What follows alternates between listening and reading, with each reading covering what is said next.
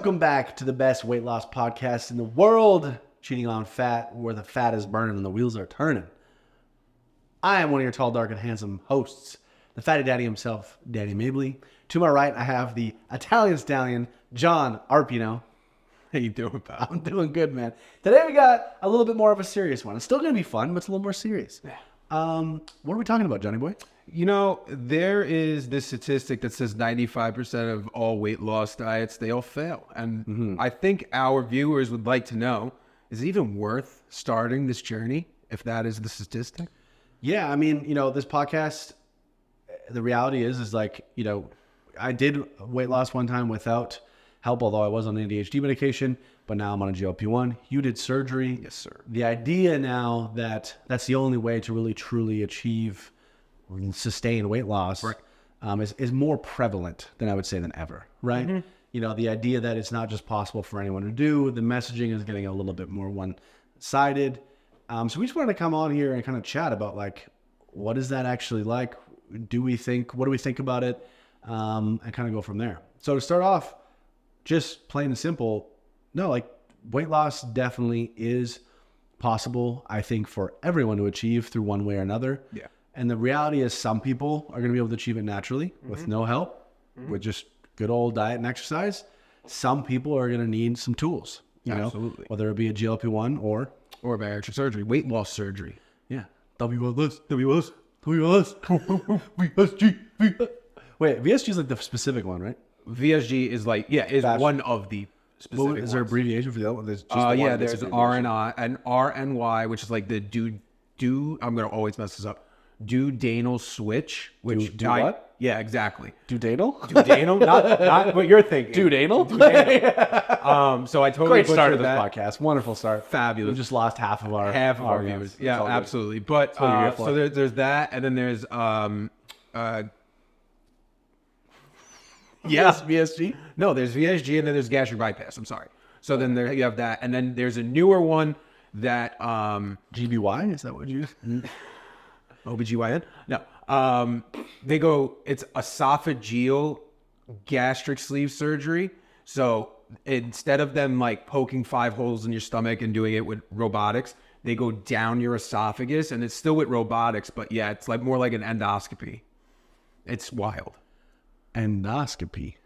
That sounds like the end of my life. No, it's all right. Sounds scary. I mean, it's You're weird. like, no, don't tell everyone that. Yeah, I'm like, no, I'm not telling people people that. Yeah. It's scary to me. Yeah. I've not had surgeries. I'm not an IV. You've never had an endoscopy before? I've never had any, bro. The one thing. No, an endoscopy is not a surgery. An endoscopy is a test. It's like something in your throat, right? Yeah. Hell no. Terrified. All right. Would rather no.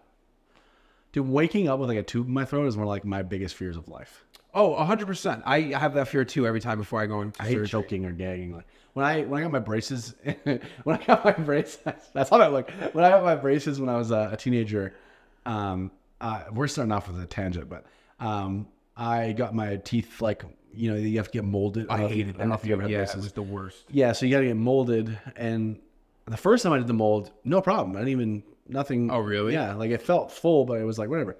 Second time I got it, like an updated one.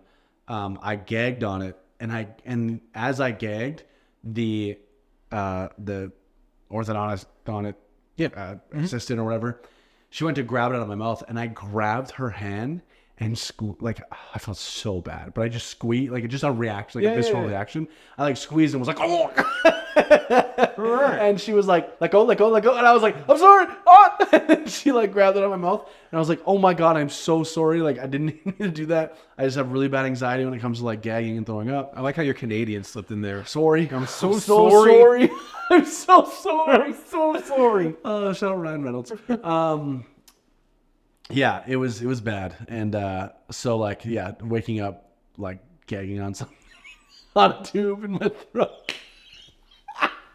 Dude, this is crazy. If you've made it this far, you're still gonna watch this episode. You're our people. Yeah, all right? That's what this is wild. what it is. This is the best podcast in the world. The best weight loss podcast. We're the only ones who are gonna say it how it is. Yeah, okay, fact. and not censor anything. Nothing. Yeah. So, anyways, back to the weight loss. People think it's more and more becoming a thing that it's like, what's the point? Like, you might as well just do a surgery or a GLP-1. And we just really want to make it known that like that's not what we're about. We're about for the people that have really tried and they feel like they're at their wits' end and their health is really starting to be in question. This is a tool that can really truly save and improve your life. Yeah, absolutely. I mean, I come from the standpoint of those who are going to pursue either a GLP-1 or weight loss surgery should definitely be somebody who has, attempted this journey a few times. Like, they can't just wake up one day and be like, all right, I think I want to start, a GLP-1 or I'm going to go make a consultation for surgery. It's not like that at all. Obviously, trial and error. But then you have to have that conversation with yourself where it's like, okay, we've definitely tried, what other tools are available to us that will help us get to where we want to go? Because like me and him have both been saying, both of these procedures or both of these things, they're just tools in the tool shed in your backyard. And you use them when you absolutely need them. And it's break glass in case of emergency. And it's not, I need to fit in my wedding dress in 4 weeks, Absolutely. Yeah, it's a life-changing, life-altering decision. The idea and hope and, most of the time it's a positive one. Right. But the reality is there is a real risk of negative things happening. So it's just important to keep in mind. But as far as when it comes to diets, I think there's two, in my personal opinion, I think there's two reasons why that not so many people are unsuccessful at maintaining it. I think it comes down to one, the mental aspect of it. Right. I think a lot of people still don't work on that. And even when you do, I think there's just a lot of us who deal with being overweight do have a lot of trauma that we haven't dealt with. And if there's actually some research to show a strong correlation between trauma and obesity. Of course. Not just on a mental level, but actual a physical, chemical level.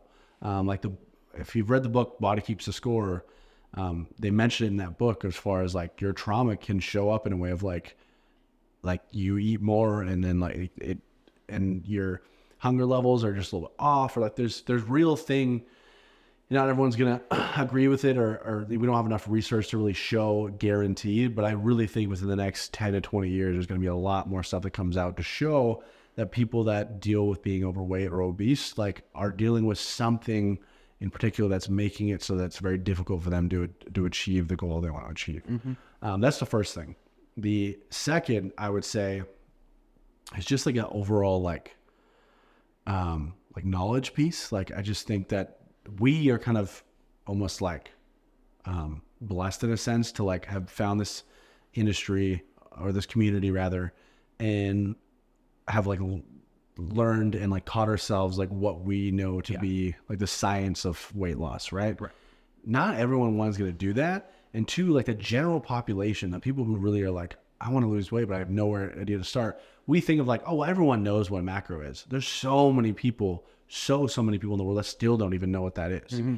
So the general education on nutrition is very underwhelming. Absolutely. Right. And I think that if you don't have that, and if you don't know where to look, you just get overwhelmed, then you're just screw it. This is a waste of time.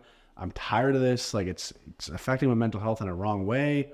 This is not good. And that's where I think then those people find a community and the health at every size, the fat acceptance, it's because they've been pushed to the limit and they don't know where else to go. And they have this community that's hey, we'll take you as you are. It doesn't matter what your health, and that could be a whole nother episode in itself, but it's people at the end of the day just want to belong and feel good. Yeah. So if you've tried to feel good for so long and without achieving it, then it's that's where people end up. And that's why you see a lot of people finally find a way out of that and actually try again. And all of a sudden they've, some people find success, but then there is that small percentage of the world that maybe people just aren't. I believe everyone can do it, but it doesn't mean everyone will do it. Oh yeah. I mean, also I think a lot of us grew up in a household where, at least this was true for me, I was on a diet for as long as I could remember, right? And so very early on in life, I first joined Weight Watchers when I was 12 years old. And I was not only the youngest person in the Weight Watchers studio, but I was the only male. So that messed me up on all different levels, because it kind of just made it so that like you're going to be on a diet forever, and a diet is a bad thing, right? And trying to lose weight is a bad thing because now you've made your life so bad that you have to take away the things you love in order to be the person that you should be, right? So I think a lot of overweight people's trauma is because of the fact that we were put on diets at such a young age. Because I feel like a lot of us who have battled obesity well into adulthood were those of us who were dealing with it in childhood, right? And yeah, there's a lot of just built-in trauma that a lot of people don't talk about that they don't realize is the result of their weight gain. Now, to answer the question of, is natural weight loss possible? Can you do this without the extra tools? Absolutely. But what comes with that is gaining the knowledge, right? Like, you want to be a mechanic, then you need to go to mechanic school. You can't just pop open the hood of your car and take your engine apart and hope you can put it back together again. Like, there is so much that comes with that. And I'm not going to sit here and say that like I'm the smartest in the space, because like there's a lot of stuff that you know that I don't know, that I don't care to know sometimes because I'm not totally into the sciencey side of, you know, weight loss and stuff like that. I'm into the cut and dry. I'm a regular guy. This is what worked for me. This is what didn't work for me. And if you're a regular guy too, let me pass on this knowledge to you. And that was kind of poetic and it rhymed. Yeah. Just got to your own horn real quick there. You're like, dude, that was sick. That was sick. Yeah. No, I totally agree. And I think like it's a shame that like whenever these conversations start, it just always goes back to like, oh, there's an excuse. Oh, there's a, you know, right. You're just like not self-aware, not self-responsible. Mm-hmm. Like you're constantly on the brink of like saying something that people are going to say that too. But I think it's not far-fetched to understand that the capacity of work for each individual is not the same. Right. Like the amount of work that I am willing to put into something that feels like a lot to me could feel so easy to someone else. Yeah. Or it could feel impossible to someone else. There's many things that in life that are going to impact your ability and how much work you want to put in to something, right? So the idea that like that is just not a reality is just kind of ridiculous. Like, yes, we all have the same tools at our disposal, the same knowledge, but it's easier to get for some. It's harder to get for some. Some people are going to meet the right person at the right time. Some people aren't. The story is not the same. Like, and I feel like there's so little support for those people that are feeling that way. Mm-hmm. And, you know, like I wouldn't be surprised as if we still continue to open this conversation with the end goal still being to, if you can do it naturally, do it. But with the last resort being like one of the options that we've both taken, I think you'd see more people find a place in their mind to work through and start to increase that capacity of work in a positive way. Absolutely. But that conversation needs to shift without there being judgment, and it's so difficult. So that's one of the biggest reasons we created this community. Mm-hmm. Is like, we want you to know that if you feel like it's impossible, that could be your normal. Yeah. Like, and we don't not understand that. Someone else may not understand that. But here's a place that we can tell you that you're welcome, and that, you know, if you give it your all and you start making progress, that's incredible. And if you feel like you do and you're not, and you feel like one of the options that we've taken is the one that might be right for you, then that's okay too. Yeah. But that's all what this is all about. Yeah, then come on over. The water's fine. But also to that extent too, like even as an advocate for the bariatric community, the weight loss surgery community, I will straight up tell you, if I don't feel like you need to have bariatric surgery, or if you're someone who I think could go the natural route, like I'm never going to try to sit there and be like, no, you need to do it. Oh yeah, same. You know what I mean? Like, no, I'd much rather see somebody do it. I hate saying natural. Like it just annoys the shit out of me. But don't say. Yeah. But I'd rather you do it the old fashioned way. Yeah. Well, like it's too, like never in a million years. Like I've seen this question. It's a common, or it's a honest question as far as like, well, if there's these options, like why do it the hard way? Right. And it's like, because what? you're just going to have less risk overall. Yeah. The reality is both of us have taken risks Yes. by making the choices we made. If you do it the old-fashioned way, there's next to zero added risk. It's just who you are is who you are. Yeah. Right. And who you're going to be in the future is who you're going to be in the future without a change. Like, with us, like, we don't know what the future is going to hold, you know, like, you hope for the best, and for most people, probably it's going to be fine. But especially with GLP-1s, bariatric has a little bit more time behind it. But yeah, I don't know if in 40 years I'm going to develop some sort of cancer, but there's freaking cancers you can get from 15 different things. To grow a third arm. Who knows? Yeah, never know. Right under my chest, right here. Boop. That would be actually kind of nice. That'd be cool, right? Yeah, I can hold my bowl of hide it. cereal. If I could hide, like if it was extended, like a stendo arm, a go-go gadget middle arm. Go gadget middle arm. Multitask. You never have to take 2 trips ever again. No, never. Right. I think that this arm, if I had another arm, would be shaky. Like these hands are shaky. Hilarious. Thank you. I mean, I'm hoping out for you. You know, I give you one strong. Give me one strong. Give me It's my strong hand. It's my strong. Oh, I made them go deaf again. My bad, guys. All right. Well, like I said, this was more of just kind of like a motivational chat. On this topic, if you have any opinions you want to share with us, leave them in the comments down below.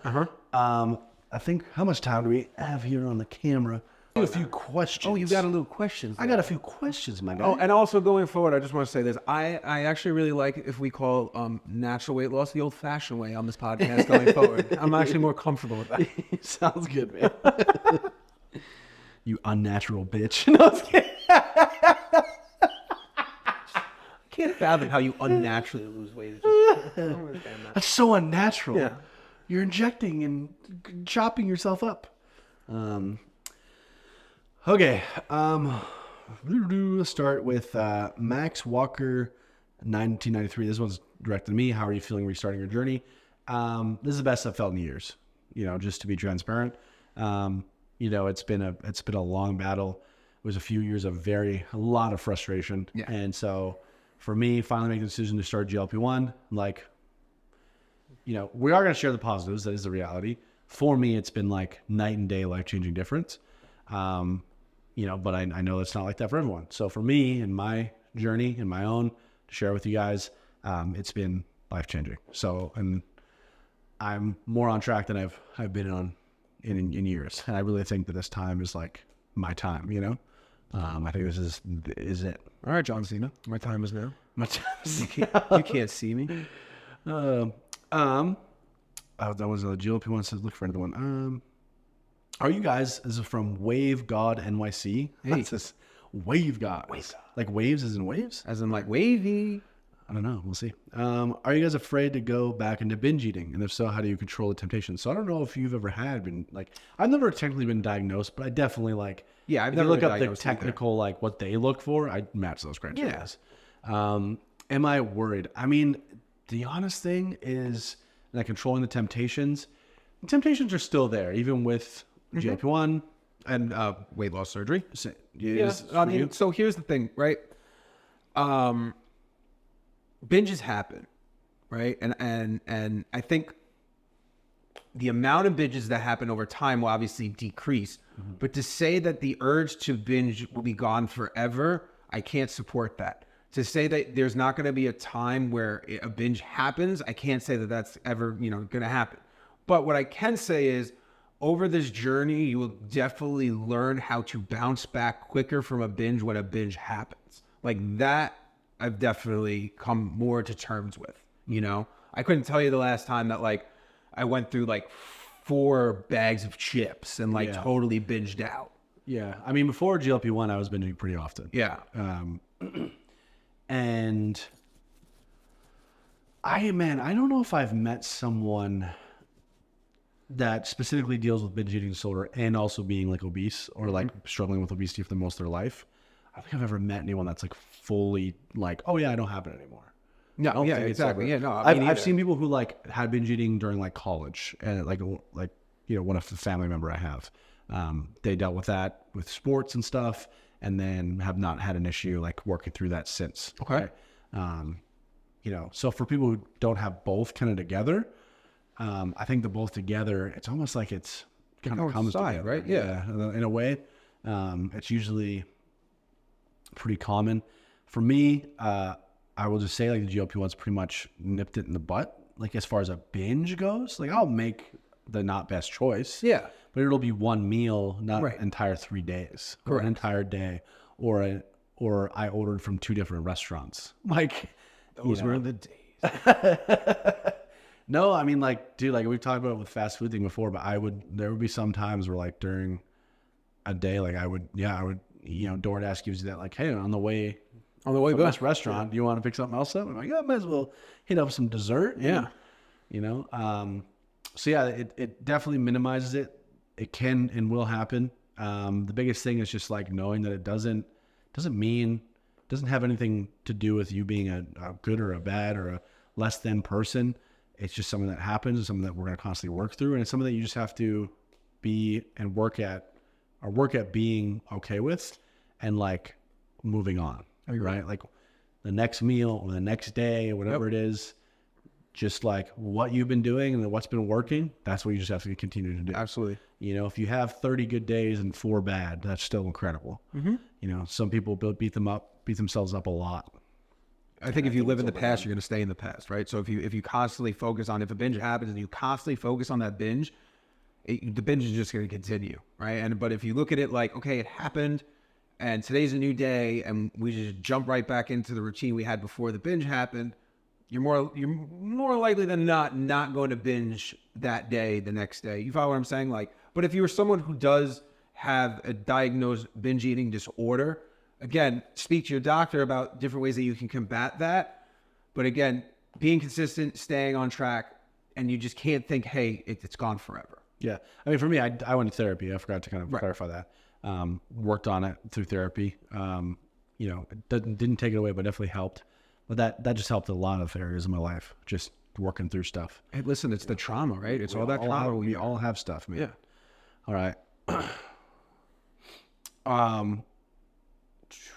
What to do when you feel, this is a more like gym question, but what to do when you feel you have plateaued on your strength, plateaued on your strength in the gym? Well, let's just cover plateaus in general. Okay. So with weight loss So start us off. Go ahead. I feel like I'm talking so much. No, but I really love the sound of your voice. Oh, so nice. Hopefully everyone else does. So we'll start off with what they asked. So for the gym is just a little bit slower than, especially, I mean, starting out, when you first start in the gym, you're going to experience a ton of progress very fast. Like you're going to move up in weight pretty quick. Things are going to be moving. Yeah. After you've been working out for a year and 2 years, like that's when things start to slow down. You have to put a bit more effort. And like you can go in the gym and not know anything what you're doing and still make decent progress. Right. But once you've been doing that for a long time, then you have to start to structure and you have to start to tracking your lifts and like aiming to progressively overload. It doesn't have to just be weight, but it could be time under tension as far as how many seconds you're doing on the eccentric portion of the movement, like all those things. I mean, we'll probably eventually do a full episode on just training because like, we did a general kind of starter for all bases last time, but we could spend an hour talking about just proper. I feel like that could be like a 3-parter. Yeah. Beginner, intermediate, advanced. But yeah, you just have to structure it a bit more. If you're reaching a plateau, and the same goes kind of for weight loss. Like if you're reaching a plateau and you feel like what you're doing and you have been doing that's been working is just all of a sudden slowing down, it's time to maybe add a little bit more structure in, make a few more good choices, put a little more effort in. Like there's levels to health. If you just want to be general healthy, it's going to take a lot of work, but then getting there, it's a little bit easier. Maintaining it's a little bit easier. But if you want to be like really healthy and almost like fit or like be like an athletic individual, you're gonna have to put even more work. And then if you want to like, go from it, like the more you want out of the gym or your physique is going to take the more work that you're going to need to put in. There's levels to this shit, but also when I levels to this game, baby. Yeah. I tell people, especially when it comes to like weight loss plateaus, you almost have to start like, I was going to say playing with yourself, playing with the diet again. Like sometimes it's a matter of increasing. What's wrong with us? I know. I don't understand. Like it's really bad. It's a couple of so dudes. bad. Just a couple of bros, man. You can't. Anyway, We're children. We really are. Increasing, hydration, right? I know that I suffer from that a lot. I notice when I'm losing weight for a really long time and then all of a sudden it stops, it's because I've overlooked the fact that like all this great progress is happening and I've dipped down in drinking adequately. So like I like to tell people, increase your water, maybe increase your cardio just a little bit for a little while. See if you can break that plateau, decrease your sodium, because sometimes we're loading up on sodium. We don't even realize it. We're holding on to that excess water and it's going to break, right? The plateau is going to break. If you're consistent with what you're doing, even if you don't change anything when it comes to weight loss, eventually the plateau is going to break.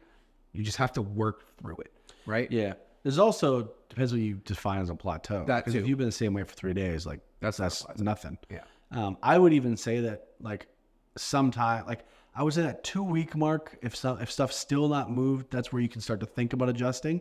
But until then, like I would just keep going on.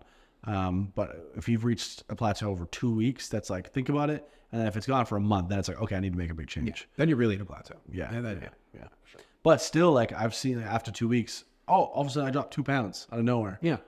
Like especially women will experience way more ups and downs and plateaus than men will, just because of the hormone differences. Of course. With menstrual cycles and yada, yada, yada, stuff I don't know a shit ton about, but I know enough to say that like we don't have to deal with that. The mental struggle of the super ups and downs and all of a sudden putting on 8 pounds out of nowhere, and then that 8 pound goes away after a week or whatever. Yeah. So we're lucky that we don't have to deal with that. Yeah. Speaking of women, Yes. going to have our first, we might have had it previous to this episode, might be right after this episode. Oh, our first like woman guest. There you go. So ladies, if you're watching this and you're like, I love this podcast, you guys are funny and handsome, but I'm a woman, I'm not getting what I feel like I need. Don't worry. We got you. We either got you or we had you. I honestly want to bring on a woman at least once per like 2 weeks. Okay. Or a month. Because we're only probably going to put 2 episodes a week out. So I would say once per month. Okay. I want to probably have a different female guest come on, or if one that just kills it, And have a reoccurring. make it a regular. Mm-hmm. That's cool. I'm down. If that's you, let us And know. if you think that's you, apply below. send us an email. At do we have an email? Yeah, because we have do. YouTube. We have YouTube. Yeah, we have an email. So it's cheatingonfat@gmail.com. Yeah. Let us know. That's not. Okay. Do you have any questions on yours? People don't like me. So if you follow me and you're watching this and I ever put up a question box, do me a favor. Leave a question. You boob. All right. Well. Oh, do you have that's more GLP-1 stuff. Here, I'll answer one more. So dive into it. People want to know. Just on side effects. So Danielle in the wild asked, how have you been able to combat side effects of GLP-1? I just haven't had a lot of side effects, but what I've done for the constipation is I introduced more fruit into my diet, and I added magnesium, and I added a probiotic. That helped me really start to move things in a more good way. Because I didn't want to, a lot of people are just like, oh, just like add in a diuretic, not a diuretic. Wouldn't it be? No? No. A diuretic is to help you pee. Oh, I'm dumb. I'm stupid. No, a laxative. Okay, there you go. Yeah. But I don't want to be, Yeah. I don't want that Or to be normal. try a stool softener. The stool softener is not going to make you go. Okay. It's just going to make the process easier. Well, thanks, man. I No appreciate problem. you Hey, looking out for me. listen. If you want to talk about your poops, we can talk about your poops. No, what I've done has worked so far. So no more poop problems for me. I'm a good pooping little boy. Everybody poops. Yeah. All right. Well, Women don't poop. This is a quick one. I gotta take this. What did you say? I said, women don't poop. How dare you? They take wonderful rose-smelling poops. I gotta take this guy to the airport. Quite a little bit. Yeah. No, we're pretty much going. Wait. Yeah. So He's kicking me out. thanks for tuning in to Cheating on Fat, the podcast, the best weight loss podcast in the world. We're pretty good. Yeah, I like us. It's Cool. It's not bad. It's all right. We're starting. We're Yeah. getting, the ball is rolling. Rolling. And with us attached to it, the momentum's picking up. Yeah. At least for me. I'm in the center. You're like on the outside of the ball. I'm the center, like bowling ball. And you're like the lanky, like security. I'm lanky. I'm aggressive. You're tall, dude. You're also take everything so literally. All right. Thanks. All right, guys. I love you. Thanks Talk for to you listening. later. Thanks for watching. Stay sexy. Stay beautiful. Stay accountable. Keep it positive. Keep it accountable. And hey, stay- let's cheat on fat. And stay sweet. Deuces. Bye-bye.